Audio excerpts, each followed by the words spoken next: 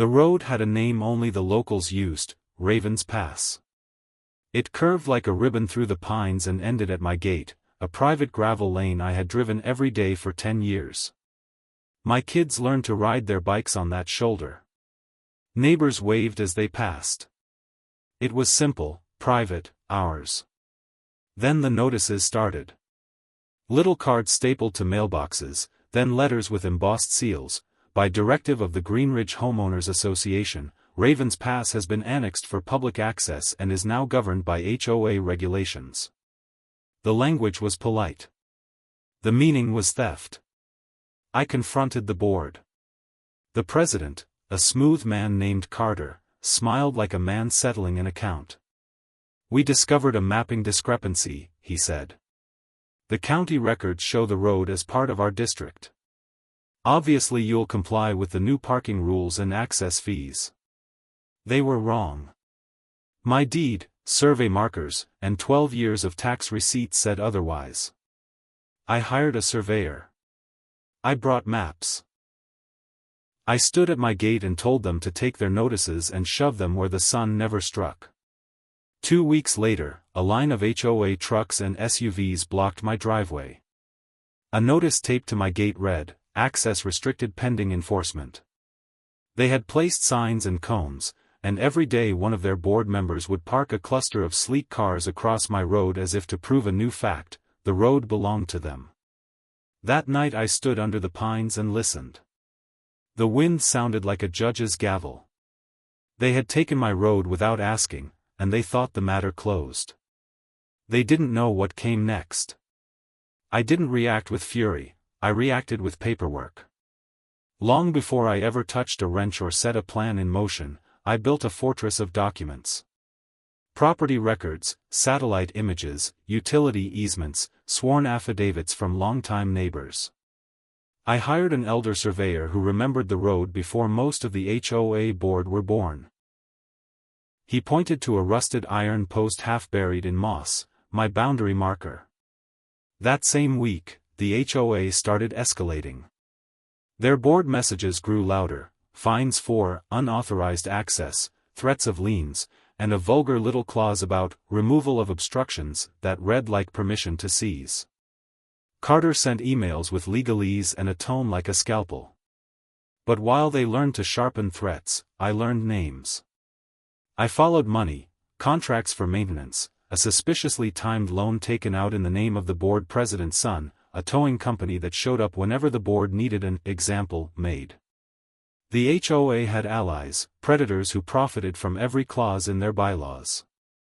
The turning point came during a board meeting. An evening under fluorescent lights where the members smiled at each other like predators sharing prey. I attended as a homeowner, clutching my folder, and watched them vote to authorize removal of unauthorized vehicles from Raven's Pass. They applauded. They thought this would be the end. I left that room with something else: names, dates, and the knowledge that if you point a finger at a man, 3 fingers point back at you. Their allies were greedy. Greed can be leveraged. Revenge in movies is loud. Mine started quiet. I began by attacking their profits and reputation, the soft underbelly of any predatory HOA. Every contract, every invoice, every towing order I traced I pigeonholed into a dossier. I found one, a maintenance contract that had been awarded to a company with no listed address, but the owner of that company owed a fortune to a lender who happened to be a client of my friend, a financial auditor itching for a fight. Instead of smashing cars or breaking taillights, I forced paper audits, whistleblower calls, and anonymous complaint lines full of truth. I filed formal complaints with the county for illegal towing practices. I made discreet calls to journalists who loved a crooked HOA story. I didn't destroy their cars, I made it very expensive for anyone to work with them. And then I played another card: visibility. I organized a neighborhood meeting that I advertised as a discussion about community access. The turnout was extraordinary. The homeowners the HOA had bullied for years showed up with stories and receipts. Cameras arrived. A local reporter stepped up to the microphone and began asking uncomfortable questions about the recent towing orders and the board's sudden claim on Ravens Pass. The HOA's truck still blocked the road that week, but something had changed in the drivers' faces. They were looking over their shoulders. On the morning it happened, fog pressed low in the valley and the pines glistened with dew. Carter's black SUV was parked where it always was, nose toward my gate. 2 other HOA vehicles idled behind it like sentries. I drove up the lane in my old pickup, the same path I'd driven for a decade, expecting the usual confrontation. Instead I found empty spots. Carter's SUV was gone. The 2 sentries were gone. Someone had towed them, but not by the HOA's chosen company. Someone had filed the proper removal orders, unpaid fines, safety violations, and then second-stage administrative holds placed by county inspectors who had finally, quietly, followed up on the complaints I'd filed. The tow yard where their cars had been taken was under audit. The towing company's license hung by a thread after a surprise inquiry. The phones at the HOA office rang and rang, nobody answered.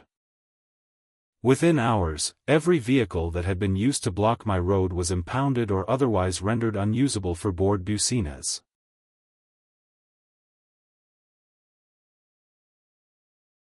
One by one, the cars that symbolized their claim to control vanished from the scene, not through sabotage, but through legal pressure, audits, and the quiet collapse of the predatory network they'd built. Neighbors came out, blinking in the fog, as if waking from a bad dream. Carter stormed to his office and discovered he could not drive his surveillance SUV until taxes and fees he had long hidden were reconciled. The towing company refused to respond to further requests. Their logistics unraveled. People called it karma. I called it leverage exercised with patience. The days after the vanishings were raw and electric. County inspectors walked Ravens Pass with clipboards. A judge signed an emergency injunction halting any further removal of vehicles, orders issued by the HOA until a full hearing.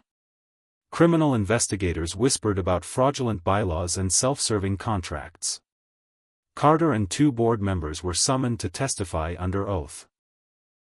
At the public hearing, a parade of homeowners spoke, veterans who had been fined for leaving a truck in their own driveway, elderly residents who'd paid ridiculous access assessments, families who'd seen their lives disrupted by arbitrary enforcement.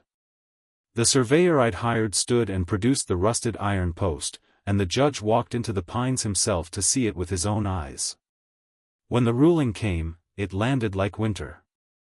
The court declared Ravens Pass private right-of-way and ordered the HOA to remove all obstructions immediately. Fines and penalties were levied against the board for their unauthorized actions and for a pattern of predatory enforcement. Several contracts were voided, the towing company lost its ability to enforce for 6 months pending investigation. Carter's smug smile dissolved in the courtroom as his signature was tied to illegal directives that cost him his standing in the neighborhood, and would cost him in the eyes of the law. I stood at my gate the morning the signs came down. The gravel under my boots felt like forgiveness. Neighbors brought coffee and handshakes. Children rode their bikes again. The cars had vanished, but so had the pretense that the HOA could take what didn't belong to them. I didn't celebrate by smashing tailpipes or writing threats.